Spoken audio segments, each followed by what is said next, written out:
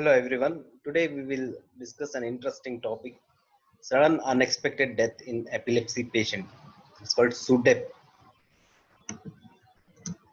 Introduction: people with epilepsy have increased risk of premature death and their life expectancy may reduce by 2 to 10 years. Epilepsy related cause of death account for 40% of mortality in persons with epilepsy, and they may include death due to underlying neurological disorders in symptomatic epilepsy, sudden unexpected death in epilepsy, SUDEP. Accidents during epileptic attack may be due to trauma, drowning, burning, choking, status epilepticus, suicide, and treatment related death. Coming to the definition of SUDEP: sudden, unexpected, witnessed or unwitnessed, non traumatic, non drowning death in patients with epilepsy with or without evidence for a seizure, and excluding documented status epilepticus in which postmortem examination does not reveal a toxicologic or anatomic cause for death. FDA and Burroughs-Wellin criteria for SUDEP includes the following: the patient has epilepsy, which is defined as recurrent unprovoked seizures. The patient died unexpectedly while in a reasonable state of health. The death occurred suddenly, that is within minutes. The death occurred during normal and benign circumstances. An obvious medical cause of death could not be determined at autopsy. The death was not the direct result of a seizure or status epilepticus. The unified definitions of SUDEP include definite SUDEP, probable SUDEP, possible SUDEP, near SUDEP, not SUDEP, and unclassified. Coming to definite SUDEP: sudden unexpected witnessed or unwitnessed non-traumatic and non-drowning death occurring in benign circumstances in an individual with epilepsy with or without evidence for a seizures, and excluding documented status epilepticus, that is seizure duration more than 30 minutes or seizures without recovery in between, in which postmortem examination does not reveal a cause of death. 1A definite SUDEP plus: satisfying the definition of definite SUDEP if a concomitant condition other than epilepsy is identified before or after death. If the death may have been due to the combined effect of both conditions, and if autopsy or direct observations recordings of terminal event did not prove the concomitant condition to be the cause of death. The definition of probable SUDEP is same as definite SUDEP but without autopsy. The victim should have died unexpectedly while in a reasonable state of health during normal activities and in benign circumstances, without a known structural cause of death. Possible SUDEP: a competing cause of death is also present. Near SUDEP definition: a patient with epilepsy survives resuscitation for more than 1 hour after a cardiorespiratory arrest that has no structural cause identified after investigation. Not SUDEP: a clear cause of death is known. And 6 is unclassified, incomplete information available, not possible to classify. It is believed that SUDEP cases are highly unrecognized and underreported. The incidence of sudden death among people with chronic epilepsy is 24 to 27-fold higher than control populations, with an annual incidence of 1 per 4,500 pediatric population and 1 per 1,000 adult patients. Coming to the pathophysiological theories for SUDEP, it includes cardiac dysfunction, respiratory dysfunction, autonomic dysregulation, arousal system dysfunction, channelopathies, neurotransmitter dysregulation, and some questionable responses like ictal mammalian drive response and other theories. So, factors contributed to SUDEP during a seizures. 80% of witness cases of SUDEP were preceded by seizures within the past few hours, followed by seemingly return to baseline. Recent seizures that have caused SUDEP would have caused ictal arrhythmia, ictal central apneas, ictal obstructive apnea, or neurogenic pulmonary edema. So now we'll see the factors contributing to SUDEP in baseline. So baseline seizures can cause catecholamine releases that can cause cardiac fibrosis and interictal arrhythmias causing sudden death, or autonomic dysregulation causing sudden death.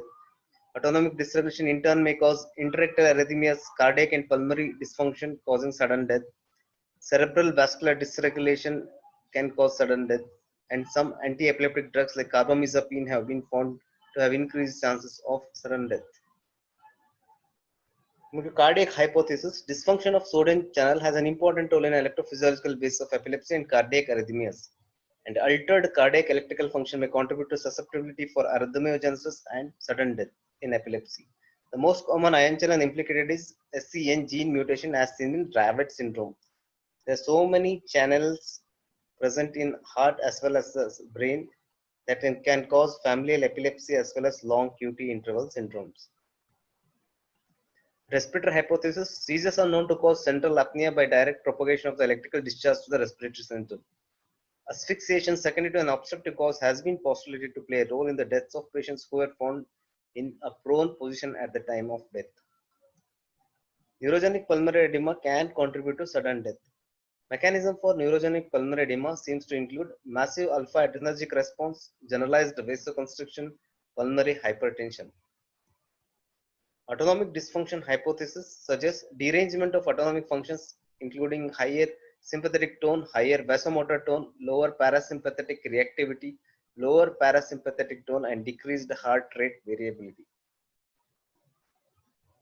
Ascending arousal system located in the brainstem can be affected by seizures by spreading ictal activity itself or by the global inhibitory response, leading to loss of consciousness, disruption of protective responses, and possibly the failure of proper regulation of the cardiorespiratory systems as well as autonomic nervous system. Some neurotransmitters and neuromodulators have also been hypothesized to be associated with sudden death in pathogenesis. Serotonin and adenosine, playing vital roles in arousal and breathing regulation, are being investigated. Coming to the risk factors for sudden unexpected death in epilepsy patients. Patient-related risk factors include young people 25 to 35 years of age, male patient, developmentally delayed, IQ lower than 70, African American, use of alcohol and recreational drugs, patient found in sleep or prone position, patient unsupervised after seizures. Seizure-related risk factors include symptomatic epilepsy, seizure type that is generalized, tonic-clonic, younger age of seizure onset, longer than 10 years of duration of seizure disorder, higher number of seizures, recent seizures, nocturnal seizures. Treatment-related risk factors include subtherapeutic serum level of anti-epileptic medication, higher number of anti-epileptic medications, recently changed anti-epileptic medications, treatments other than anti-epileptic drugs, frequent anti-epileptic drug changes, surgery, higher serum levels of carbamazepine.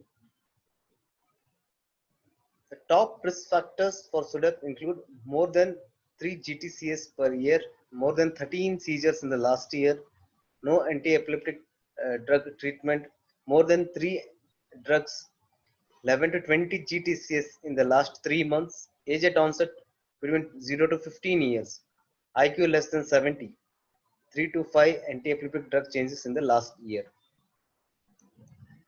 Coming to autopsy changes in sudden unexpected death in epilepsy patients, most common findings in lung were pulmonary edema. Most common pathology in cardiac system was fibrosis of the conduction system. In brain, the patients had predominantly cerebral edema, but there was no associated mass effect or hydrocephalus.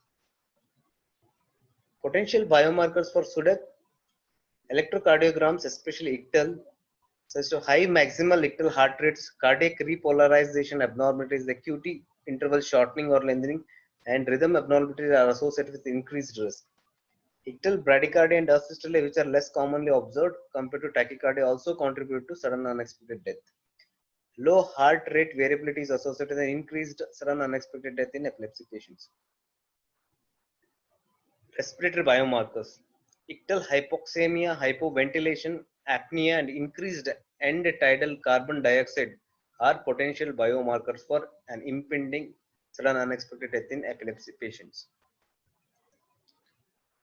Electroencephalography can reveal post-ictal generalized electroencephalographic suppression, which is considered as an important biomarker for sudden unexpected death, especially if it lasts longer than 80 seconds. Functional MRI and magnetic resonance imaging, brainstem atrophy, volume loss in the critical structures such as posterior thalamus, and impaired connectivity are the strongest candidates for imaging biomarkers. There are inventories for sudden unexpected death that is called as SUDEP 7. The scoring is done as per follows. More than 3 tonic-clonic seizures in past year, score to be 0 or 2. 1 or more tonic-clonic seizures in past year, don't score if risk factor 1 is selected. Score as 0 or 1. 1 or more seizures of any type over the past 12 months. Don't score if risk factor 4 is selected. Score as 0 or 1. More than 50 seizures of any type per month over the past 12 months. Score as 0 or 2. Duration of epilepsy more than 30 years. Score 0 or 3. Current use of 3 or more anti-epileptic drugs. Score 0 or 1. Mental retardation IQ less than 70. Too impaired to test. Score as 0 or 2. If the score goes more than 5, then there are increased chances of sudden unexpected death in epilepsy patients. There are yet no perfect biomarkers or inventories that can distinguish which individual is going to die due to sudden unexpected death in epilepsy. Prevention of SUDEP, effective seizure control. Epilepsy surgery is associated with a dramatic decrease in risk, but only if it is successful. Palliative measures such as vagal nerve stimulators and less commonly used emerging options like deep brain stimulators and responsive neurostimulation should be considered in patients with drug-resistant seizures who are not suitable candidates for resective surgery. Seizure prediction and detection devices.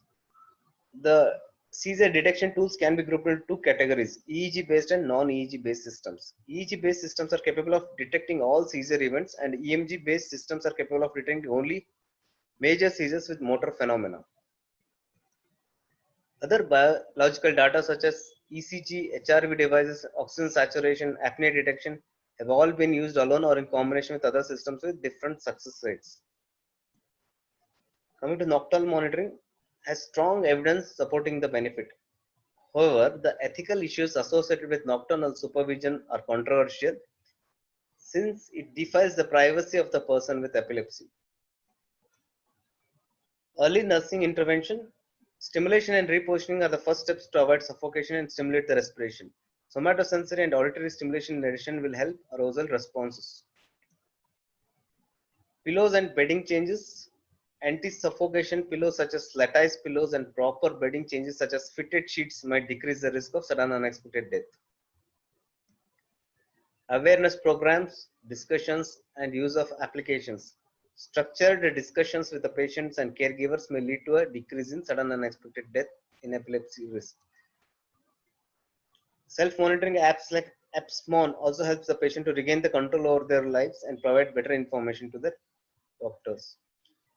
So coming to how and when to communicate with the patients and caregivers. Talking about sudden unexpected death with patients and their caregivers is a tricky business. It carries an emotional burden and anxiety not only for the patient but also for the clinician. Research consistently shows the patients and their families prefer to be informed, and it is their right to know even if the probability of such an event is extremely low. To talk about that risk, firstly, the physician should be well informed about it. Information on the risk should be given either at or soon after the diagnosis. The information should be personally tailored and conceptual, for focusing on the risk of both having and not having the event. Advantages of good communications leads to better management of the disease and better therapy adherence, helps the caregiver to take precautionary measures, aids in the physician-patient relationship, giving way to a more trustful one compared to the physician, avoiding this disclosure. Coming to the conclusions, sudden unexpected death in epilepsy is an important yet under-recognized aspect of epilepsy. Several risk factors and possible predictors of SUDEP have been identified through epidemiological, clinical, and experimental studies. The precise mechanisms and possible preventive measures are yet to be found out. Healthcare professionals need to be aware of this condition and to discuss the risk of it with patients and their caregivers for better treatment and prevention. Further research is needed to expand the knowledge of our knowledge about sudden unexpected death in epilepsy. So, thank you.